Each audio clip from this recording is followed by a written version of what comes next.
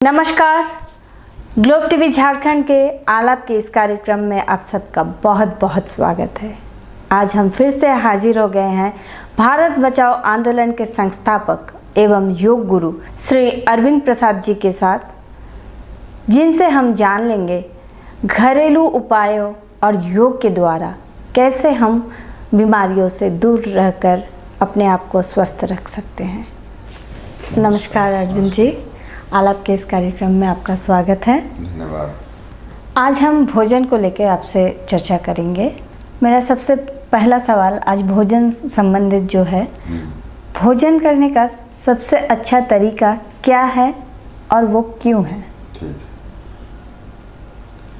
आलाप के दर्शक का जो प्रज्ञा जी का बहुत ही अच्छा क्वेश्चन है कि भोजन करने का सबसे अच्छा तरीका है क्या है और क्यों है। उसके पहले हम चूँकि थोड़ा सा सबको जानकारी में दे दें कि जो भारत बचाओ आंदोलन है वो राजीव भाई दीक्षित के प्रेरणा स्रोत पर काम कर रहा है और पूरे भारत को, भारत के एक एक व्यक्ति को स्वस्थ करते हुए भारत को भी स्वस्थ करने का प्रयास कर रहा है और जन जन को समझाने में कामयाब भी हो रहा है।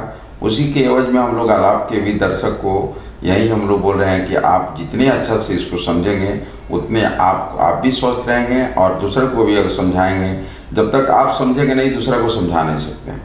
तो आज जो कोई पहला क्वेश्चन है इसमें, भोजन करने का सबसे अच्छा तरीका क्या है और क्यों। तो आज के डेट में मैक्सिमम आदमी जो भोजन कर रहा है वो गलत तरीका से कर रहा है और वो है खड़ा होकर खाना जी। क्योंकि इसके विषय में दर्शक को जान लेना चाहिए कि पहले हमारे गांव में चाहे घर में भी सब लोगों का बैठ कर खाना खाता था। पीढ़ा उसके लिए अलग रहता था, पीढ़ा पर बैठ कर खाता था, कभी ज़िंदगी में पेट नहीं निकलता था। लेकिन आज जो है हम जो पश्चिमी सभ्यता का अनुकरण करते करते हम भी खड़ा होकर खाने लगे। खड़ा होकर खाने के कारण क्या है? क्योंकि जो अंग्रेज खड़ा होकर खाते हैं इसीलिए खड़ा होकर कि वो लोग बैठ नहीं सकता, उन लोगों का घुटना में दर्द रहता है, मैंने ज्वाइंट पेन, ठंडा देश के चलते उन लोगों का स्टिफनेस शरीर में बहुत रहता है, इसलिए वो लोग केवल खड़ा होकर ही खाना खाता है। लेकिन हम भारत की प्रकृति है कि बैठ के खाना खाने से घुटना भी ठीक रहेगा और सब कुछ ठीक ठाक रहता है। तो बैठ कर ही खाना भारत में प्रचलन में है। और अगर बैठ के खाना खाएं, सबसे अच्छा तरीका है कि बैठ के ही खाना खाना चाहिए किसी भी दृष्टि से। अगर आप वैज्ञानिक दृष्टि से उसको हम यहाँ पर तुलना कर रहे हैं कि अगर आप गांव में देखती होंगी कि अभी इसके पहले भी एक टर्म आया था उकड़ू आसन, जिसको चुकामुखी आसन भी बोला जाता है। पीढ़ा रहता है, चाहे बंगाल में चलिए, उड़ीसा में चलिए, बिहार में चलिए, झारखंड में चलिए, बहुत जो गांव में लोग अभी भी जो रहता है पीढ़ा या मूज वगैरह का बना के उस पर बैठने के लिए रहता था और उस पर खाता था। उसमें देखिए आप तरीका समझ लीजिए कि अगर उसमें खा रहे हैं तो जरूरत से ज़्यादा आप नहीं खा सकते।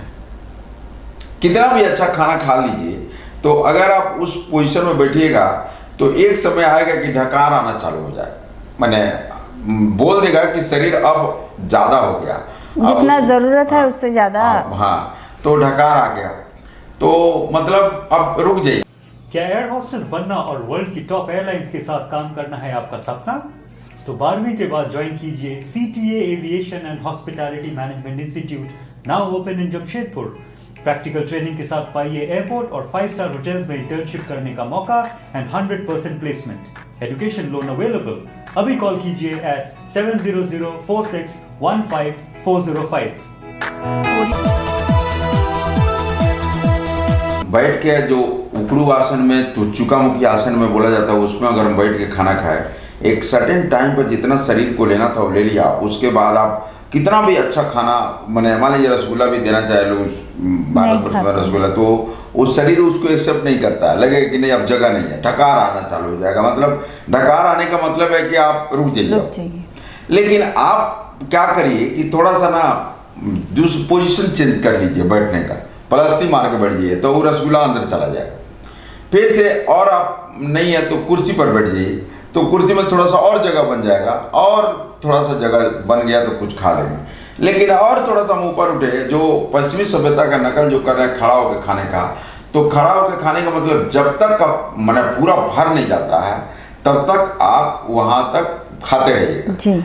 लेकिन प्रकृति का नियम है कि जो पेट है 1/3 भोजन 1/3 पानी के लिए छोड़ना है और 1/3 हवा के लिए छोड़ना है, तब इसका पाचन क्रिया जो होगा बहुत ही अच्छा से होगा। अब हम क्या किए कि जो पश्चिमी का अनुकरण करके हम खाना को पूरा खा लिए और वो खाना पकने में जो पाचन क्रिया में वो होगा नहीं, क्योंकि आप एक गृहिणी के रूप में अगर सोचती हैं कि अगर मान लीजिए कि चावल बनाना है, हम पूरा उसको जो बर्तन है वो चावल से भर दिए, चाहे दाल से भर दिए, चाहे सब्जी से भर दिए, आप बताइए कि वो पकेगा? जी नहीं, किसी भी हालत में नहीं पकेगा। जैसे अब उबलना चालू करेगा सब बाहर फेंक देगा। तो वही है भारत में, हम लोग क्या कर रहे हैं, हमारा जो प्रकृति है कि बैठ के खाने का वो हम भूल गए, आप पश्चिम का अनुकरण कर लिए, जिसके चलते हम लोगों को जितना खाना चाहिए उससे मैंने 1/3 खाना चाहिए तो पूरा खा ली, और उसके चलते मोटापा और तरह तरह का बीमारी बढ़ते जाता है। अब जो भारत में प्रकृति, हम क्वेश्चन इसका दूसरा है कि क्यों नहीं हम, इसका कारण क्या है कि हम बैठ के खाना सर्वोत्तम माना जाता है। आप जानती हैं कि एक इक्विलिब्रियम होता है, संतुलन, संतुलन होता है।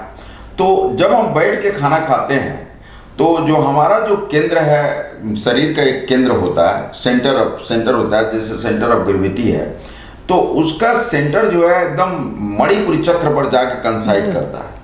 और जब हम खाना खाते हैं तो खाना से जो हमको पौष्टिकता मिलनी चाहिए पचकर मैंने पकने के बाद उस शरीर के सारे अंगों में बराबर डिस्ट्रीब्यूट करता है, माने पूरे अंग में, ये नहीं कि किसी को कम, किसी को ज़्यादा, किसी को ज़्यादा, किसी को कम देता है। शरीर के सारे अंगों को बराबर मात्रा में मिलने लगता है, जिसके चलते वो आदमी स्वस्थ रहने लगता है।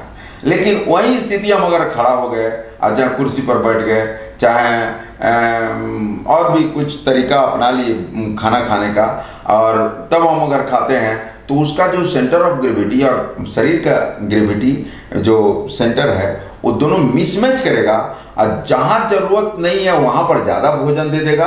मैंने पौष्टिकता जिसको देना चाहिए, डिस्ट्रीब्यूशन मैंने डिस्ट्रीब्यूशन बराबर तरीके से नहीं होगा, मैंने असंतुलन पैदा होगा। उसके चलते आप देखते होंगे कि बहुत सारा प्रॉब्लम शरीर में एबनॉर्मलिटी के रूप में आएगा, थायराइडिज्म बढ़ेगा, चिड़चिड़ापन बढ़ेगा, यूरिक एसिड बढ़ेगा। तो अब ये हम लोग इस पर भी चर्चा करेंगे। तो आम बात हो गया high blood pressure, high blood pressure, जितने भी मतलब जो नहीं होना चाहिए उस शरीर में होना चालू होगा। सिंपल में आप समझ लीजिए कि अगर खाना हम खा रहे हैं, अब खाना 100% पच जा रहा, मैंने पक रहा, तो 100% पक रहा, तो दुनिया में कोई भी रोग आपको नहीं होगा। मतलब ना यूरिक एसिड बनेगा, न ट्राइग्लिसराइड बनेगा, न एलडीएल बनेगा, न VLDL बढ़ेगा, न कुछ नहीं होगा। मतलब शुगर से लेके डायबिटीज, BP से लेके जितना तरह का रोग आपको होना ही नहीं चाहिए। अगर जितने भी रोग हो रहा है तो समझ लीजिए कि जो आप खाना खा रहे हैं वो उसका ढंग से पाचन क्रिया नहीं हो रहा, ढंग से पक नहीं रहा। अब पकने में बहुत सारा कारण है, पानी का भी फॉर्मूला है, बहुत सारा मैंने शरीर में है। तो मतलब भोजन का जो सही तरीका जो इसका है कि हमको बैठ कर ही खाना खाएं। अगर आप उकड़ू आसन या चुकामुखी आसन में नहीं बैठ सकते हैं तो पलस्ती मार के बैठिए, लेकिन जमीन पर ही बैठ के खाना खाइए, जिससे शरीर के सारे अंगों को समान रूप से भोजन भी मिल जाएगा और शरीर को सूक्ष्म पोषक तत्वों की भी वृद्धि हो जाएगी और शरीर बीमार भी नहीं पड़ेगा। जब भोजन से संबंधित जैसे हम लोग का समय पे भोजन करना बहुत ही अनिवार्य होता है। नाश्ता के बारे में आपका क्या राय है? नाश्ता कितना हद तक ज़रूरी है एक व्यक्ति के लिए? हाँ, देखिए, जो भारत में नाश्ता जो बोलते हैं, तो नाश्ता मतलब सुबह का हम लोग जो करते हैं वही है। लेकिन अगर हम लोग नाश्ता में बहुत तरह का किद्वंतियाँ हैं, लेकिन नाश्ता हम जितने हल्का फुल्का, बोला जाता है कि अगर आपको शरीर को स्वस्थ रखना है तो बोलता है कि दिन में एक बार ही अन्न का प्रयोग करना चाहिए। अन्न का प्रयोग अगर स्वास्थ्य की दृष्टि से देखें, अगर आप स्वस्थ रहना चाहते हैं और ज़्यादा दिन तक जिंदा रहना चाहते हैं, तो बोलता है कि जितने कम अन्न खाइएगा उतने ज़्यादा दिन तक जिंदा रहिएगा ज़्यादा। तो अगर हमारा मानिएगा, हम पर इस पर बहुत सारा अनुसंधान किए हैं, तो खाना जो है एक टाइम 12 बजे का समय जो है वो अन्न उस समय खाइए। और जो सुबह में नाश्ता के रूप में अगर नाश्ता लेती हैं, नाश्ता लेना भी चाहिए, तो उसमें कोशिश करना चाहिए कि अंकुरित मूंग हो गया, अंकुरित दाल, चना हो गया, अंकुरित मूंगफली हो गया, और उसमें 10-15 को दाना गेहूं का भी डाल देते हैं। और पूरा अगर इसको अंकुरित करने के बाद उसमें किशमिश डाल दीजिए, गुड़ डाल दीजिए और उसको चबा चबा के खा लीजिए, चबा चबा के खा लीजिए, पूरा चबा चबा के खा लीजिए, तो वो आपको अच्छा रहेगा। नहीं तो अगर मान लीजिए कि जैसे फल कभी ले लिए, फल में सेब हुआ, पपीता हुआ, अमरूद हुआ, खीरा है, खीरा के बारे में बोला जाता है खीरा सुबह का खीरा हीरा, 12 बजे का खीरा जीरा, मतलब कम फायदा करता है। और रात का खीरा में तो खाना ही नहीं चाहिए कीड़ा के रूप में, मतलब रात में खीरा नहीं खाना चाहिए। तो सुबह में मान लीजिए कि आप पपीता खा लिए, कभी गाजर खा लीजिए, कभी अंकुरित मूंग खा लिए, चाहे मान लीजिए कि अगर बहुत आदमी है जैसे हम हैं कि सुबह में कोशिश करते हैं कि एक जो नारियल, जो डाब बोला जाता है उड़ीसा में चाहे बंगाल में, डाब का पानी वो पी लिया, जो उसमें से नारियल निकला उसको खा लिया। और फिर से 12 बजे एकदम नियत समय पर अगर हम खाना खाते हैं और शाम का भी भोजन में उसी तरह का कुछ हल्का सामान हम ले लिए तो सर्वोत्तम है। तो कोशिश करना चाहिए कि नाश्ता में हम जितने हल्का ले लें, और फिर से 12 बजे जो भी आपको मन पसंदीदा भोजन है वो 12 बजे का। 12 बजे का लॉजिक यही है कि 12 बजे आपका सूर्य का जो तेज है वो शरीर पर माने ज़्यादा सीधा असर पड़ता है, और 12 बजे आपका शरीर का पित्त मतलब अग्नि बहुत ज़्यादा तेज बढ़ा रहता है, जलता है। तो इस भट्टी में जो भी डाल देंगे अच्छा से उसको पचा देगा। इसलिए जो भी आपका मन पसंदीदा, जो भी आपको मन करता है खाने के लिए, तो बाहर का भी तो न खाएं, क्योंकि बाहर का अगर मान लीजिए कि जो भी आपको मिलता है वो इतना अच्छा नहीं माना जाता है। तो जो आपको मन लगता है कि नहीं हाइजीनिक नहीं होता, हाँ, जो आपको मन लगता है कि नहीं हमको 12 बजे हमको खाना ही खाने का मन कर रहा है, तो आप अपने घर में बनाइए और उसको 12 बजे खाइए। लेकिन भारत में अभी हम देख रहे हैं कि सुबह का किसी तरह चाय और बिस्कुट लोग करके नाश्ता में चला गया, 12 बजे नाश्ता रोटी या कुछ हल्का फुल्का लेके 12 बजे टिफिन में लेके चला गया, 12 बजे खा लेगा, और रात में ही दम भर मीट मछली मुर्गा जो भी है लोग खाता है, और उसी के चलते बीमार होता है ज़्यादा। और जितना भी आप जो गांव में चल जाइए, अभी भी गांव में बचा हुआ है कि वो लोग सूर्यास्त होते होते उसके पहले खाना खा के आराम से कुछ देर के बाद गप वप करके 2 घंटा 3 घंटा के बाद सो जाएगा, और तब सुबह में अपना काम मस्ती से करेगा। लेकिन जो शहरी वातावरण है, जो पश्चिमी सभ्यता को अपना लिए हैं, वे लोग रात में 10, 11, 12, 1 बजे तक खाना खाते हैं और फिर से दिन में सोए रहते हैं लेट तक। तो इसमें उसी के चलते, और हम देखें मैक्सिमम जो पश्चिमी सभ्यता को अनुकरण में रहते हैं उनको बीपी, शुगर, कोलेस्ट्रॉल, जितने भी बड़ा बड़ा बीमारी है उनको पकड़ लेता है। तो खान पान को जब तक हम सुधारेंगे नहीं तब तक हमको उतना फायदा करेगा नहीं। दिन में खाना खाने के बाद विश्राम करना चाहिए या नहीं? बहुत ही अच्छा क्वेश्चन किया है। अब क्वेश्चन है कि खाना खाने के तुरंत बाद विश्राम करना चाहिए या क्या करना चाहिए। तो अगर दिन का भोजन में हम खाना खा रहे हैं, दिन का भोजन कर रहे हैं, तो एक आसन है, एक ही आसन है जिसको आप लोग सभी लोग जानते होंगे, जिसका नाम है वज्रासन। तो चाहे रात में भोजन करिए चाहे दिन में भोजन करिए, कोशिश करिए कि उस आसन में जरूर बैठिए। एक ही ऐसा आसन है जो भोजन करने के बाद किया जाता है, वज्रासन। तो कोशिश करिए कि वज्रासन में जरूर बैठे, और वज्रासन में बैठने के बाद दिन के भोजन के बाद बोला जाता है कि मैक्सिमम 45 मिनट तक आराम कर लीजिए। आराम करना दिन के भोजन के बाद जरूरी है, क्योंकि इसको जो दिन को जो हमारा शरीर है उसको सूर्य चलाता है। तो जैसे खाना खाइएगा तो शरीर में गर्मी आएगा, तो उसमें आराम कर लीजिएगा तो थोड़ा ठंडा महसूस होगा, विश्राम मिल जाएगा और जो पाचन क्रिया है वो अच्छा से मैनेज हो जाएगा। लेकिन हम 50 मिनट से 1 घंटा 1.5 घंटा लोग सोने लगता है, जिसके चलते मोटापा बढ़ने लगता है। मतलब सोना नहीं है, हाँ। खाली आपको शरीर को विश्राम देना है। नींद भी ले सकते हैं, लेकिन मैक्सिमम 45 मिनट जी 45 मिनट से ज़्यादा अगर ले रहे हैं, उसमें ले रही है आप लोग, चाहे जो भी हो। हम लोग क्या करते हैं, जब खाना खाने के बाद सो गए तो सो गए, 2 घंटा सो गए, तो निश्चित रूप से मोटापा बढ़ेगा, इसको कोई नहीं रोक सकता। जैसे कि कामकाजी जो व्यक्ति होते हैं उनके लिए तो सोना पॉसिबल नहीं है, ऑफिस में जो काम करते हैं या फिर बाहर कहीं भी काम करते हैं, तो वो लोग क्या करेंगे? वो लोग वज्रासन में बैठ लें। जी अगर मान लीजिए कि ऑफिस में काम कर रहे हैं, हम लोग बहुत जगह जाते हैं, लोग 10-15 मिनट व्हील चेयर है तो हम कैसे बैठ पाएंगे? हम उसमें भी आप एडजस्ट करके बैठ सकते हैं। आज आप बैठ के आप कंप्यूटर में काम भी कर सकते हैं, जो कामकाजी में कंप्यूटर में बैठ के करना है तो कोशिश करिए कि वज्रासन में बैठ जाए, वहाँ पर थोड़ा बैलेंस करें। अच्छा, ऐसा चीज़ हम व्यवस्था कर लें कि वज्रासन में बैठ जाए और वज्रासन में बैठने के बाद काम कर लें। लेकिन कोशिश करना चाहिए कि बहुत सारा जो राजीव भाई हम देखे हुए थे कि बहुत विदेश में भी भ्रमण करते थे, तो वो लोग भारत की चिकित्सा पद्धति को अपना रहा है। वो लोग क्या करता है कि नेसेसरी खाने का समय मान लीजिए कि 12 बजे हुआ, 12 बजे से 12:30 तक, 12:50 तक वो लोग रेस्ट करने के लिए ऑर्डर दे देता है कि आपको सबको सोना ही है।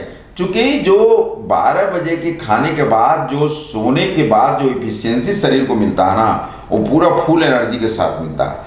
तो वो लोग जो विदेश में भारतीय सिस्टम को जो समझ रहा है ना, तो वो लोग क्या करता है कि जब बोलता है कि अगर मान लीजिए खाना खाने के बाद हम इससे काम करवाएंगे तो मैंने नींद आते रहेगा, सुस्ती आएगा और सुस्ती आके लगेगा कि उसको नींद का भी थोड़ा सा लगेगा, झपकी आते रहेगा। तो झपकी आते रहेगा तो अच्छा रहेगा कि इसको हम आधा घंटा का रेस्ट दे देते हैं। और आधा घंटा के बाद अगर वो रेस्ट के बाद आएगा तो फुल एनर्जी के साथ आएगा और जितना उसको मैनेजमेंट को काम कराना था उससे ज़्यादा कहीं काम कर देगा। लेकिन अगर वो आप रेस्ट जो नहीं देते हैं, जो भारतीय कल्चर में तो अभी नहीं है, ये लोग पश्चिम का अनुसरण करता है जो पहले का, लेकिन भारत का जो कल्चर है विदेश को भाग गया है। और वो लोग नेसेसरी, आपको जरूरी है कि बहुत सारा कंपनी में राजीव भाई बताया भी है कि वो लोग जानबूझ के आधा घंटा क्या बोलते हैं कि जाकर तुम उसको सो जाओ आधा घंटा। उन लोगों को सोने के लिए हर जगह बहुत जापान वगैरह में बना व्यवस्था किया हुआ है, तो वो लोग सो जाएगा। जब उसके बाद उठेगा तो एकदम फुल एनर्जी के साथ आएगा और पूरा आराम से काम करेगा। तो जरूरी है कि दिन के भोजन के बाद जरूर कुछ अगर समय मिलता है तो 15-20 मिनट 30 मिनट भी विश्राम ले लीजिए और थोड़ा सा वज्रासन में बैठिए। देखिएगा आपका शरीर इतना तरोताजा होगा। अब आप देख लीजिए, आपको हम जितने भी दर्शक आप देख रहे हैं, आप देख लीजिएगा। एक हम आपको उदाहरण बता रहे हैं, आप खाना खाने के बाद तुरंत किसी कार में या बस में बैठ के चले जाइए, देखिएगा दिन भर झपकी आते रहेगा। और आप खाना खाने के बाद 15 मिनट ही आराम ले लीजिए और तब किसी कार में बैठ के सफ़र करिए, एक बार भी झपकी नहीं आएगा। अगर ये हम बोल रहे हैं, आपको लग रहा है कि चेक कर लीजिए, कभी आपको पता चल जाएगा प्रत्यक्षम किम प्रमाण। बहुत अच्छा जी। रात्रि का भोजन किस समय करना चाहिए? देखिए, बहुत ही अच्छा क्वेश्चन किए और हम इसका थोड़ा सा झांकी भी दे दिए थे कि रात्रि का भोजन कोशिश करना चाहिए कि हम सूर्यास्त के पहले कर लें जी। अगर जो भी व्यक्ति हमारा बात अगर सुन रहे हैं, शुगर के पेशेंट को अगर हम सूर्यास्त के पहले, चाहे जो भी अगर पेशेंट नहीं हो, वो खाना खाने का आदत डाले तो आपको शाम वाला भोजन सूर्यास्त के पहले तो बहुत सारा बीमारी से बच जाएंगे। हम एक आदमी को, 2 आदमी हमको फ़ोन किया कि हमको शुगर बीपी बढ़ रहा और उसको बीपी के चलते और भी धीरे धीरे तनाव बढ़ रहा था पूरा। तो हमको क्वेश्चन किया कि क्यों, क्या करें हम। तो वो ड्यूटी से 6:30 बजे आता है तो पहले नाश्ता पानी करेगा, भूजा जो भी हल्का फुल्का आहार लेगा, करीब 10:30-11 बजे खाना खा कर सोएगा। तो हम कह रहे कि आपसे अगर और कुछ नहीं होता है तो अपने पत्नी को बोलिए कि घर में खाना तैयार करेगी, रोटी सब्जी जो भी रात में खाते होंगे। आज आप 6:30 बजे जाते हैं तो पहले खाना हाथ पैर धो के खाना खा लीजिए और थोड़ा सा आप चूंकि रात में अगर खाना खाते हैं तो आप जरूर, आराम नहीं है, रात के भोजन के बाद आराम नहीं करना। जी, ये सवाल है, क्या रात को खाने के बाद तुरंत सो जाना चाहिए या नहीं? नहीं, रात, वही तो बता रहे हैं, रात के भोजन के बाद जैसे मान लीजिए सूर्यास्त के आसपास में हम खाना खा लिए, तो हम खाना खाने के बाद वज्रासन बैठे और आप हरकत में रहिए, मतलब काम कुछ करते रहिए, जैसे नहीं होगा तो चलते फिरते रहिए। बोलता है कि भोजन के बाद, रात्रि भोजन के बाद अगर कुछ नहीं कर सकते हैं तो 500 से 1000 जरूर कदम टहलना चाहिए। इसमें चूंकि अब जो है सूर्यास्त के बाद इस शरीर पर किसका वर्चस्व हो जाता है? चंद्रमा। तो चंद्रमा शीतल है, तो खाने के बाद उसको शरीर को गर्मी चाहिए, तो थोड़ा सा चलिएगा, फिरिएगा, इधर उधर अपना काम में लग जाइए और आपका पाचन भी क्रिया अच्छा से हो जाएगा और किसी तरह का बीमारी नहीं होगा। तो कहने का मतलब है कि भोजन करने के तुरंत बाद अगर सोते हैं तो हो सकता है कि अगर हार्ट अटैक, अच्छा बड़ा बीमारी हो सकता है। तो रात्रि भोजन के बाद, रात्रि का जो सबसे अच्छा समय है सूर्यास्त के पहले कर लें, देखिएगा आपको बीमारी ही नहीं होगा, इतना अच्छा आपका जीवन चलेगा। लेकिन अब जो भारतीय संस्कृति में पहले के, आप भी जानते होंगे कि पहले के लोग अपने घड़ी उड़ी नहीं देखता था, सूर्य को देखता था कि अभी डूबने वाला है। उस समय से महिलाएं खाना वाना बना के रेडी रहती थी और खाना वाना खा के आराम से खाना खा लिया, सब लोग खिला दिया और उसके बाद कुछ बातचीत होगा इधर उधर, तब करके कभी बीमार लोग नहीं पड़ता था। लेकिन आजकल के डेट में पहले अभी स्थिति हो गया कि पहले नाश्ता करेगा, अभी तो स्टार्टर चला हुआ है कि पहले स्टार्टर लेगा फिर से भोजन करेगा। अब कितना खाली भोजन ही करेगा, पानी भी नहीं पिएगा, तो तरह तरह का ये सब दिक्कत आता है। तो कोशिश करना चाहिए कि रात्रि भोजन के बाद तुरंत किसी भी हालत में अगर कहीं विशेष परिस्थिति हो गया कि खाना खाएगा तुरंत अगर सोइएगा, तो वो बात अलग है कि एक दो जो एक्सेप्शन केस होता है, लेकिन कोशिश करें कि खाना खाने के बाद कम से कम 2 घंटा जगे रहें और अपना कुछ काम करते रहें। हल्का फुल्का खाली घर शैतान का होता है, तो आप खाना समय पर खा लें। एक दिमाग में रहना चाहिए कि हमको जो भी खाना खाएं एक नियत समय पर खाएं, नियत समय पर ही उसको भूख मांगता है और तब आपको शरीर को भी पोषक तत्व तो भरपूर मिल जाता है और निश्चित रूप से फायदा होता है। सर, एक बहुत अहम सवाल है, भोजन करते वक्त हम लोग को किस दिशा में भोजन करना चाहिए? बहुत ही अच्छा, देखिए जो भोजन करने का दिशा है इसमें भी बहुत बड़ा है कि भोजन किस दिशा में बैठ के करना चाहिए। सबसे अच्छा दिशा अगर माना जाता है तो पूरब की दिशा। तो आप बोलिएगा ना, हम कहीं कोई खाना खिला रहा है तो हम किस दिशा में करना चाहिए, कैसे हम देखेंगे, कैसे पता चलेगा? तो आप देखे होंगे हर मोबाइल में कंपास रहता है, चेक कर लें कि हम किस दिशा में बैठे हुए हैं। तो सबसे अच्छा दिशा जो होता है ना, पूरब दिशा होता है। पूरब दिशा माने हम जब बैठे हुए हैं तो पूरब सूरज जो निकलता है उस दिशा में बैठ के हम खाएं तो सर्वोत्तम माना जाता है। अब पूरब दिशा अगर नहीं मिलता है तब आप उत्तर दिशा में खाइए। आप जानती होंगी कि जब कोई श्राद्ध करना, कोई हमारे घर में बड़े चाहे कोई भी मर जाता है तो जो दाग लेता है उस दिन किस दिशा में खाता है? दक्षिण दिशा में खाता है। तो दक्षिण दिशा में खाया हुआ भोजन माने उनको मिलेगा, माने जो जिनको हम श्राद्ध कर रहे हैं उनके लिए हम खा रहे हैं, मतलब प्रेत को मिलता है ना, जो जिनके लिए हम कर्म कर रहे हैं उनको मिल रहा है। और पश्चिम दिशा में तो अभी तक अनुसंधान नहीं हुआ, तो पश्चिम दिशा में नहीं खा के हमको सबसे अच्छा तरीका है अगर खाना हम जो खा रहे हैं वो पूरब दिशा में खाएं। क्योंकि पूरब दिशा में खाइएगा तो उस दिशा का भी बहुत बड़ा महत्व होता है इस शरीर पर। तो दिशा का भी अपना अपना फैक्टर है कि उससे कुछ ऐसा नहीं निकलता है जो खाते वक्त शरीर को मिलता है तो उसके रोग प्रतिरोधक क्षमता को बढ़ाता है। नहीं तो उत्तर दिशा में खाइए और दक्षिण और पश्चिम दिशा में कभी नहीं खाना चाहिए। भोजन किस बर्तन में खाना चाहिए या पकाना चाहिए? देखिए, पहले क्वेश्चन है कि किस बर्तन में खाना एक क्वेश्चन है। तो बर्तन सब अगर जो है प्रयोग इसमें सबसे अच्छा भोजन अगर हम देखते हैं तो अगर केला का पत्ता पर अगर भोजन करते हैं तो समझिए कि हम माने बहुत ही अच्छा काम कर रहे हैं। अगर आप केरल वगैरह में जाइएगा तो जो उसमें लोग केला के पत्ता में ही खाना खाते हैं। अगर बर्तन भी देते हैं तो ऊपर में केला का पत्ता दे देते हैं और तब खाते हैं। सबसे सर्वोत्तम माना जाता है, मतलब समझिए कि आप अमृत खा रहे हैं, इतना अच्छा केला का पत्ता है। तो केला का पत्ता में ही अगर भोजन करें या नहीं तो मिट्टी का बर्तन में तो हम लोग अच्छा माना जाता है, लेकिन मिट्टी का बर्तन में खाना एक बार खाने के बाद उसको फेंकना पड़ेगा, तो कितना आप फेंकिएगा, महंगा भी पड़ेगा। तो उसके जगह पर अगर मिट्टी के समतुल में आता है तो शीशा का बर्तन आता है। शीशा का बर्तन में भी खाना अच्छा माना जाता है, और नहीं तो फूल का बर्तन जो कांसा होता है, कांसा, वो खाने के लिए सबसे अच्छा माना जाता है। मतलब शीशा, कांसा का बर्तन। जो एल्युमिनियम और प्लास्टिक के बर्तन में भूल कर भी खाना नहीं खाना चाहिए। इससे डिसरप्टिंग केमिकल्स निकलता है जो कैंसर को बढ़ावा देता है।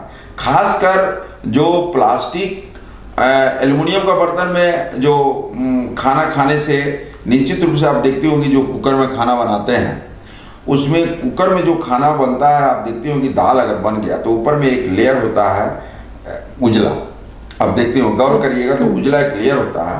उजला लेयर है एल्युमिनियम, और वो बोलता है कि शरीर में अगर 5 मिलीग्राम डिपॉजिट हो गया तो कैंसर हो सकता है, इतना हानिकारक है।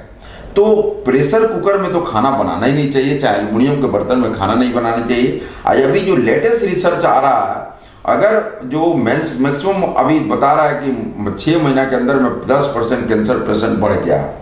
तो जो हम लोग क्या करते हैं कि खाना जो बाहर से आजकल के क्या है कि घर में लोग खाना बनाना, जो अपने को हाई फाई समझते हैं, वो घर में खाना नहीं बनाते हैं और पैक करवा के लाते हैं। अब गर्म खाना अगर प्लास्टिक के साथ पैक करवा दिए तो निश्चित रूप से भगवान अगर बचा लिया तो ठीक है, नहीं तो उनको कैंसर पकड़ता ही है। तो लेटेस्ट जो वैज्ञानिक लोग रिसर्च कर रहा है वो देख रहा है कि खाना अगर हम प्लास्टिक के बर्तन में गरम गरम पैक करते हैं तो निश्चित रूप से कैंसर की तरफ हम लोग जा रहे हैं।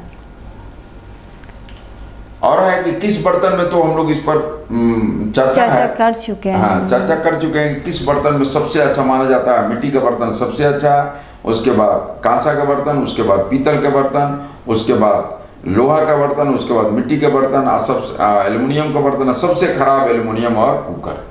तो आप सबसे अच्छा जो बर्तन है मिट्टी को बनाने के लिए, खाना खाने के लिए सबसे अच्छा जो चीज़ है, अगर संभव है तो हम तो बोलेंगे कि सब आदमी को कि केला का, अगर हम लोग खूब केला का खेती करें भारतवर्ष में, हर घर में केला को लगाएं और रोज केला का खाना खाएं। उसको बर्तन उस साफ करने का भी नहीं है, वो बाहर में हम रख देंगे तो कोई गौ माता आएगी, वो खा के चल देगी, उसका भी पेट भरेगा और हमको भी संतुष्टि मिलेगा। और अगर प्लास्टिक के में खाते हैं तो अगर गौ माता अगर उसमें भोजन है तो अगर खाएगी तो प्लास्टिक अंदर में जाता है, उसके चलते गौ माता मरने भी लगती है, गाय का पेट फूलने लगता है। तो हम तो अपना तो खा लिए, अपने भी नुकसान करिए और गौ माता को भी नुकसान किए। तो अगर हम केला के बर्तन में खाना खा रहे हैं तो केला के मैंने पत्ता में तो आप अपना भी भलाई कर रही हैं, आए गौ माता को या बैल को जो भी आ रहा है खा के चल दे रहा है, उसका भी भलाई हो रहा है। तो हमको प्रकृति है कि मानव का कि हम एक दूसरे को भलाई करें तो बहुत फायदा होगा। जी सर, आज का एक अंतिम सवाल है, सर भोजन करने के बाद स्नान करना कितना हद तक सही है? देखिए, ये बहुत ही ऐसा क्वेश्चन है कि भोजन करने के बाद स्नान करना चाहिए या नहीं करना चाहिए।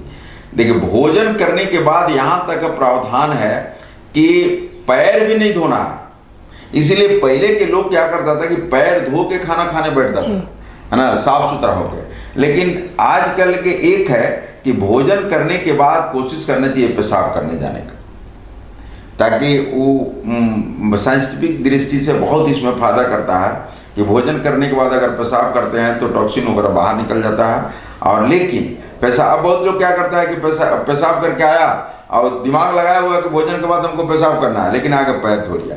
अगर पैर धो लिया तो समझिए कि उसका पाचन क्रिया घबरा जाए।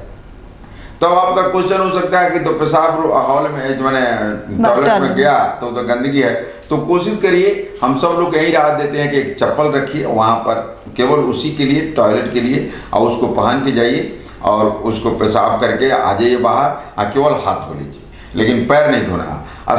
जब पैर नहीं धोना है तो अगर स्नान कर लीजिएगा तो पाचन क्रिया पूरा डिस्टर्ब हो जाएगा, क्योंकि शरीर ठंडा हो गया और शरीर को गर्मी चाहिए। जो भोजन पक रहा था उसको गर्मी चाहिए, और जब हम नहा लिए तो शरीर को ठंडा मिल गया। और चाहे जैसे हम पहले भी बताए थे कि अगर स्नान करने गए, पैर पर सबसे हम लोग पहले पानी डालते हैं तो पैर को सेंसिटिव, मतलब सेंस मिल गया कि ठंडा हो गया, तो ठंडा हो गया तो पाचन क्रिया को डिस्टर्ब करेगा, और अगर हम स्नान कर लिए तो इसका जो गर्मी है वो कम हो गया, और कम हो गया तो पाचन क्रिया ढंग से होगा नहीं, डिस्टर्ब हो जाएगा। उसके चलते हमको कोशिश करना चाहिए कि खाने के बाद स्नान न करके, स्नान करना है तो 20-25 आधा घंटे के बाद ही करें, और नहीं तो पहले स्नान कर ले तब भोजन सबसे अच्छा है। लेकिन अगर करना भी है स्नान तो आधा घंटे के बाद करें। बहुत बहुत शुक्रिया अरविंद जी, आज का ये महत्वपूर्ण जानकारियाँ देने के लिए और हमारे दर्शकों को ये सब बताने के लिए। आज का कार्यक्रम यहीं तक, हम फिर मिलेंगे कुछ नई जानकारियों के साथ। तब तक के लिए नमस्कार। नमस्कार।